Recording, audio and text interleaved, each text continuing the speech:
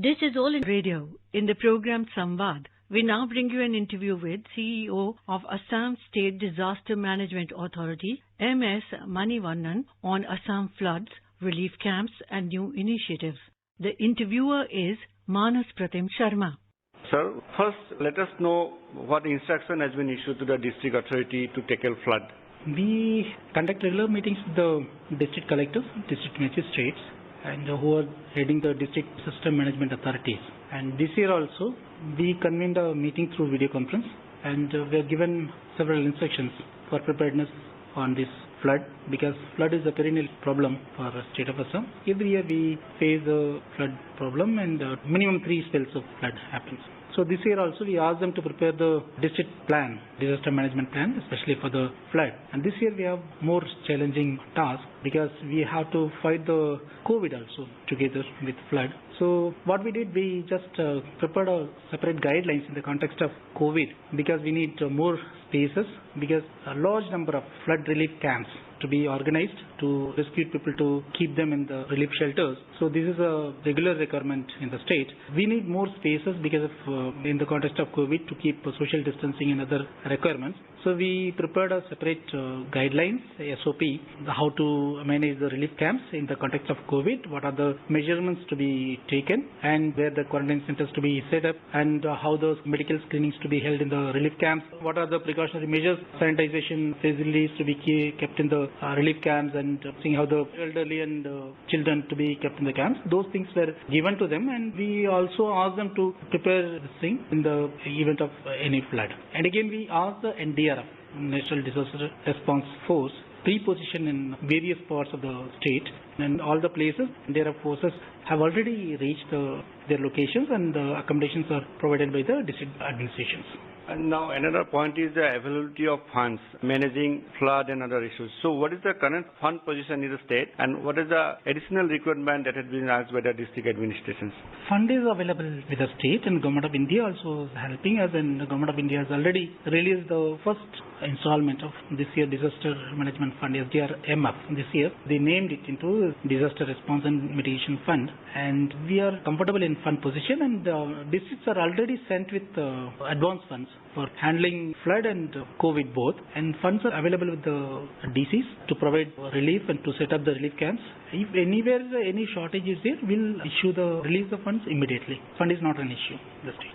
You just mentioned about relief camps, being it is the COVID-19 situation, so we need to take special care. So would you please let us know what are the specific instructions that have been issued while district administration will setting up relief camps?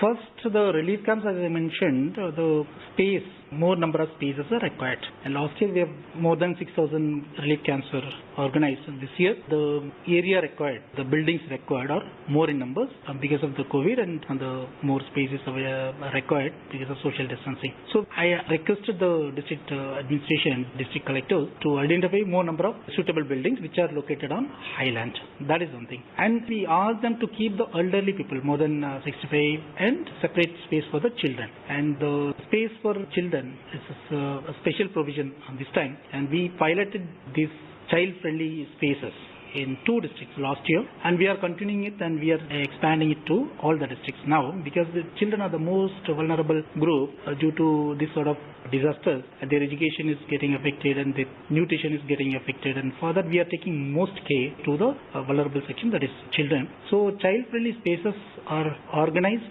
in all the relief camps, and there the children are taken care, and the Anganwadi workers and the school teachers, they go there, they teach the children. They try to give the feeling to the children that they are not most vulnerable, they are not affected, and their needs are taken care. And sanitary facilities are made available in the relief camps, and the regular sanitization is done, and sufficient toilet facilities are made. Toilet is one of the major concerns, and sufficient toilet facilities are made in the relief camps, and the medical teams are standard. Their permanent medical teams are sent to the relief camps so that twice a day the medical screenings are done to the camp inmates. In case of any suspicion or any suspected cases, any symptom due to COVID comes up, and they will be referred to the nearby hospital.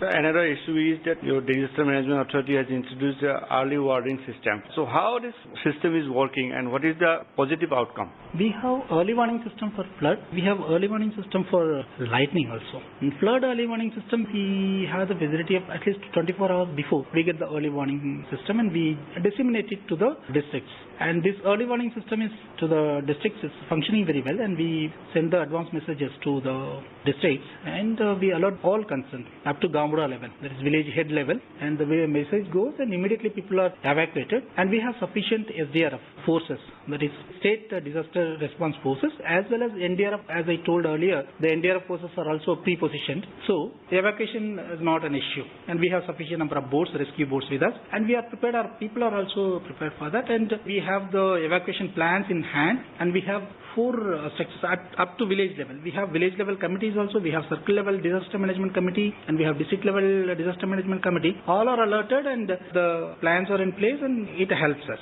to evacuate. And we get a 3 early warning system where the thunderstorms and where the storm will take place.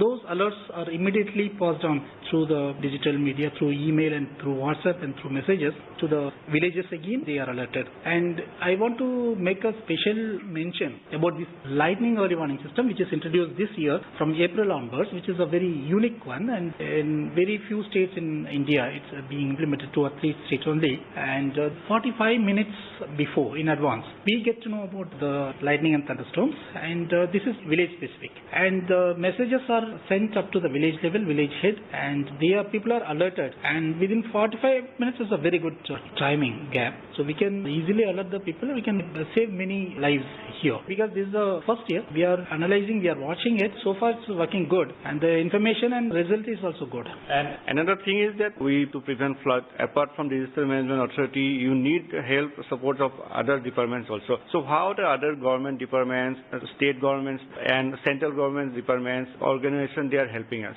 Yes, because it's a disaster management is a coordinated effort, and we involve all the departments, major concerned departments with us. And being a chairman of the authority, state authority, Honorable Chief Minister of Assam, he held a discussion with all the departments, with the Honorable Ministers, heads of the departments, and he instructed to prepare to tackle the flood situation in the state. And a state level preparedness meeting has been convened by Chief Secretary of Assam, being chairman of our state executive committee.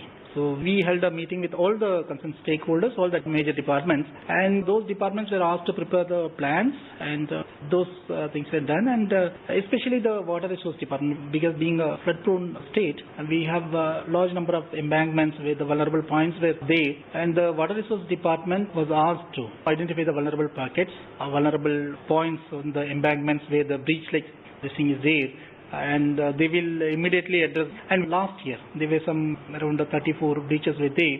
They were asked to plug those breaches. Almost all the breaches were closed except 1 or 2 because of the local conditions. And the other strengthening of the embankments and other measures whatever to be taken to avoid severe flood, the departments was instructed, and the department is working on that, and there is no issue on that. And likewise the other departments like PW roads, PW building, and the other major departments were also asked to prepare their inventories, and whatever the materials are required, they were asked to be ready for any kind of situation. And as well as PHE department was instructed to keep the halogen tablets for drinking water, and they have drinking water supply veins, and those things were also to be kept ready. They were instructed accordingly, they are prepared for that.